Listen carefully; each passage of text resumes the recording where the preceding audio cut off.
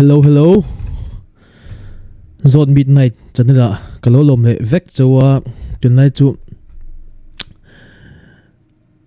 aresa video mania karon upload mani po ni law karon upload nol ta he chanela hian offense te kan lo tam karin ai tin kan lo tam lu tuka ki ma po kan min chong ve ni heti khop hian in asan chu cái em tầm nút tục là vào ai còn kha em tầm cái em lâu top anh ấy thèn chú YouTube về là Aaron post Aaron upload thì về thì cái em chun chú ni mấy mà sẽ hay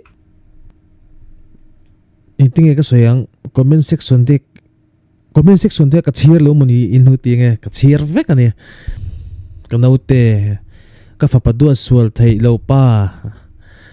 lal du em pa lal nui moi te hay ron ti ha chen pe ka chu nui za thlak tak te khaw ama ni mizo po kan changkang alom kanin ngai sang thiam to ka ti ya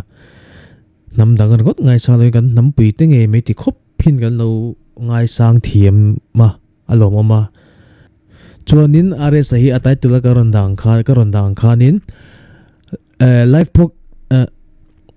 live podcast ang deuh rekin emo live in lo kom tai ila chuta chuanin zawhna kha ngai dan ka neya man jana ka ngai tua zawhna hi mi pui atang zokin ka subscriber fel tak te atangin lo sim zok ula ka duwa ingtin nge yang zawhna kha tun ka video comment section a khanin zawhna kha tun comment tuna ka video comment section a khanin lo drop ula athe ang kha kalo zo tanga chu tian chuan ti la atha kan tiang em comment dan zerin live in kan tianga kan tilawang chonin ka channel te milo shout out sakzel ula hey aya pui are sa chok lo po tai te teng te po mo in du hlom po ka ti dan ka lo ngai to zelang comment section a khanin zo du in neng chi internet hei personal thil deuh kher kha chu zo lo thei ni se in zo lo thei ni se aresa fence te tan bi kan tiang tun chum chu midang po kha thei thawa smart takin zo na haron siam ula mol mang lo deuh lek khanin comment section a khanin in lo drop don ni chuanin a hun tur chu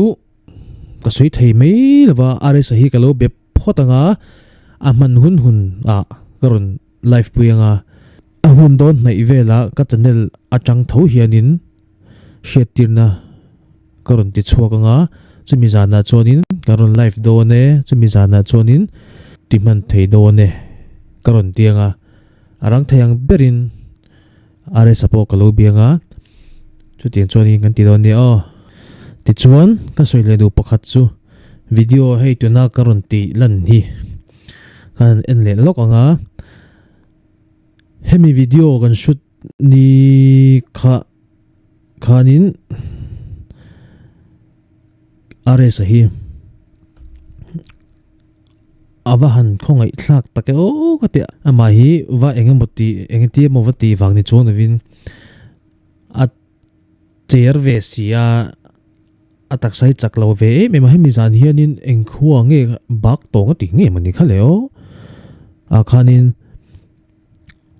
concert engmani thilti amani a hanzaya ti chuan zana aron hoa hei kan she thiam dan tur chuanin concert ani reng chuanin dari te move da sari ve dan chananga vai khat me kha zai don lo ta ni azaya win la pathum palivel asa emo anianga kan lo zot si se lowa chuanin chumi zoa concert zoa thalak puitu anei nual bok nge yanga da som vela mo so pakadon vela concert an zo nge yanga ti chuanin aron ho me chuanin hemi zan hin aron holi ngal ta ni aizola aron hole me chuanin dar khat dar ni emo dar thum don vel ni garinga achan chu ama hi karon tlan tlei wara mutpo kalamulo atini khongai tla khop me kan khongai si ta hian juan hianin ma se ti hemi ni hin hemi advertisement hi ti nge kha ngai sia TV lampang awareness kha shooting kha ve hemi ni hian ti nge kha ngai to sia chuanin hemi zingkara karon thlenga chuanin thil ke sok soka karon kalle atia chuanin dar som pakhat som pani chawe bor chagin hemi hi video hi kan shoot le chana chuanin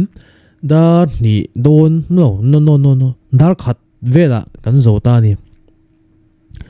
chuanin dar khat vela kan zo kha hemi ni hian mani kha o phone enge mani kha release turan neya ma filin ne na tin ka shia ti chuanin release tur khana kalya no chumi ma chuanin phone release ma chuanin khoya emo function na eng office ange thilti eng office thilti na nge moni ka zaile nga lo na tian dar khalia chan ve vela kini po ha kan po tlai sak ship ta chuanin chumi zo chuanin chumi program zo chuanin phone fakna phone no phone release na hun ka bang le don ma filinen atia kan sei du na chan pakhat chu hetia kan long en ang mei hian ni lo ti hanin mizo te pokanin she thim ve ngai ka in ka shia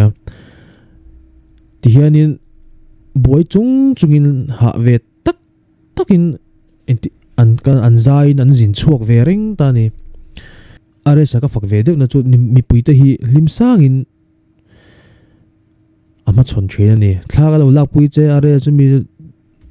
ta chuanin I koro he ki an mudu che lo cholok te lokalok te awahan fak om ve ro ta ke o ka ti alalo pan ang hu hianin are sa te hi ti chuanin hemi kan sut zo po kha ka han thla ti meyang a motor dana kha alo dik lo do leka enge mani boina te topal ta ki kan tia kan han thla jo te ne ma se eng ma ha sa na chu lo tok em lawa kan sei du chan pakhat chu mi puite po hianin bor chin to ki kan share ta ngai ka ti video viral no FB ate IG ate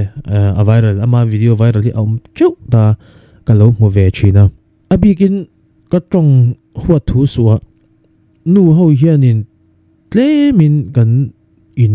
ven ve nu ho hi tlemin kan in ven ve do anga in ka shia kan bor da nu hi over a changin kan pot ang noka anni limme lo pe lo se ka du lo tu ti khati lo ti se ani chu lar zui tla ka ni lo ve a in du e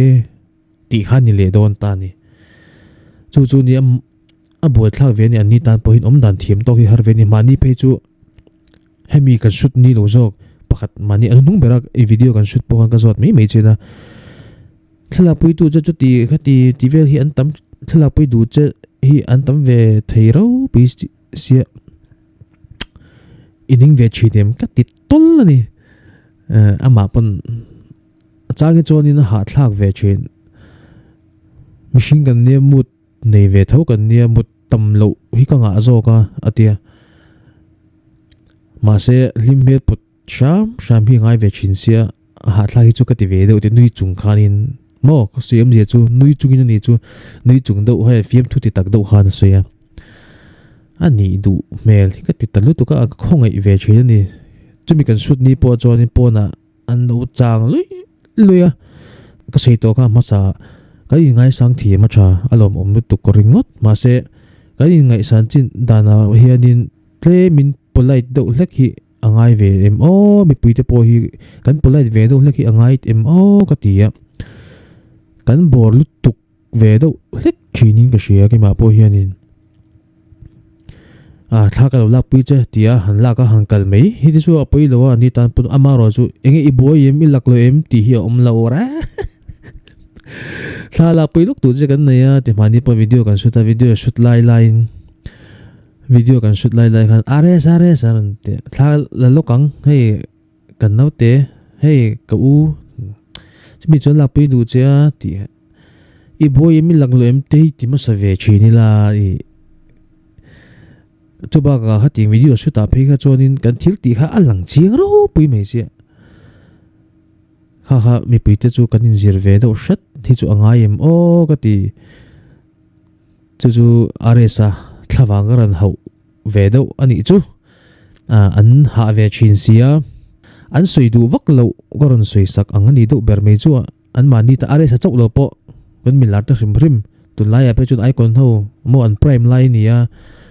an kalna pia nga zui hut an lo vek ani aresa kherlo po tai te teng te po niang chu wang chonin mi puiten kan lo lom dan to khi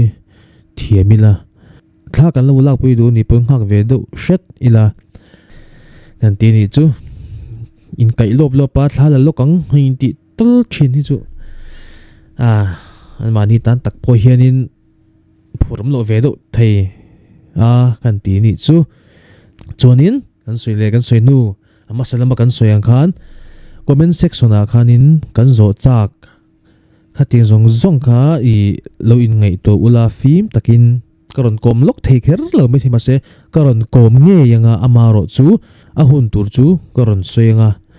chuan chumi kan lo live thei ve le in zon na tikha kalo chin chia vekanga zona tamutuk chonin kalo kan ti man vek kher lo mai theya ma se apoi mo chin le kan chin chia man le kan chin chia thei ang khat chu kan lo chin chia nga ke man chonin zona kan sia manga live in ti kan lo to manga a thei lo chonin dule kan lo record nga kan lo upload le mai don nia ma se live ti khat chu kan du ve dan chu nia live in ti ka lo to manga photana zana ani bokanga zana lo chonin aman hi karing vak lawa chonin zana hi program hi ani over lo in ka shiat ama ang kha chonin zana aman vele ama ka lo merona nga aman vele life in ti an lo to manga chonin in zona tikha ka lo chan ti don choni ta channel te locks chumi mai im chumi kan ti thei nan chonin in ti ve turom ares offense te tan phut let ka nei ve don in ti ve tur chu ka channel hi min lo